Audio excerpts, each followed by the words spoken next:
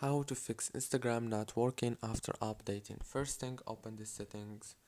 Go to the apps. When you open the apps right here, you will find all the apps that you have on your phone. So you have to wait a few seconds, and after that, just scroll until you find Instagram and click on it. And then go to the data usage. Make sure that all those options are enabled and go back, click on the storage, click on clear data and click on clear cache to clear all these informations. Go back, click on this force stop, and now you have to go to the settings again. Let's go into the settings, click on wireless and networks, go to the airplane mode, enable it for 5 seconds and disable it, and then go to the Wi-Fi and do the same thing, disable it for 5 seconds and enable it back.